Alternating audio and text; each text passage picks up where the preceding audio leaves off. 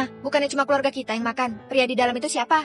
Kencan buta yang tantemu kenalkan padamu. Aku juga baru tahu waktu datang. Aku gak mau. Aduh, udah datang juga. Kalau pergi sekarang gak enakan lah. Mama ke toilet dulu. Laras, udah datang ya? Ayo sini duduk sebelah Erik. Aku di sini aja. Dengarkan tante. Sini. Terlihat cocok. Erik ini anak atasannya pamanmu. Orangnya jujur dan baik. Membantu di perusahaan keluarga sendiri. Keuangan gak perlu khawatir. Kalau kalian berdua bisa jadi, aku dan mamamu lega. Aku cuma mau orang yang rajin dan bisa ngurus keluarga, bisa berbakti pada orang tuaku. Tante, bicara beginian saat pertama bertemu gak terlalu cepat. Kamu ini udah umur 30-an masih belum ada pacar. Kalau lewat beberapa tahun lagi bisa-bisa gak ada yang mau. Tantemu ini mana bisa gak khawatir. Anita, kita berdua di sini mereka jadi gak bisa ngobrol. Gimana kalau kita pergi berbelanja aja? Oke. Pak Wildan, proposalnya buru-buru ya. Saya segera kembali ke kantor sekarang. Aku harus kembali ke kantor lembur, ada kerjaan mendesak. Kerjaanmu itu mana perlu lembur. Selain itu, pekerjaan gak sepenting urusan jodoh. Kalau kamu bisa jadi dengan Erik, nanti kamu tinggal di rumah mengurus anak aja. Benar kan, Erik? Benar, berhenti aja dari pekerjaanmu, gak perlu kamu cari uang.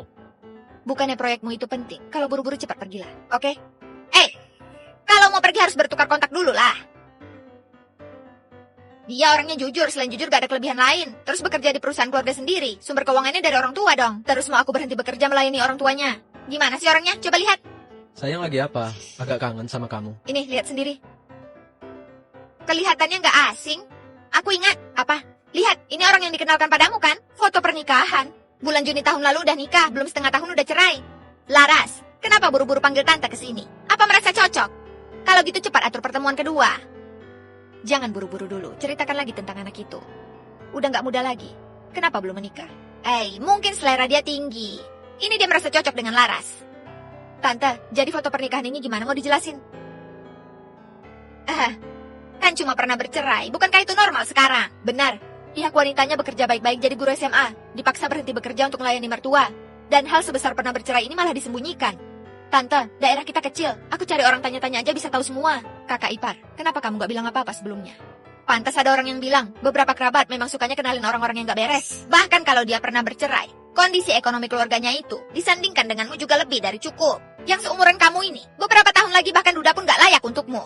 Tante begini juga demi kebaikanmu. Dan kalau kalian berdua jadi, nanti pamanmu jadi lebih enakan dengan atasannya. Hal baik kan? Akhirnya aku paham. Kamu ini bukan tulus mengenalkan pasangan untuk Laras. Kamu manfaatin dia untuk kepentingan sendiri. Kamu kok bicara begitu?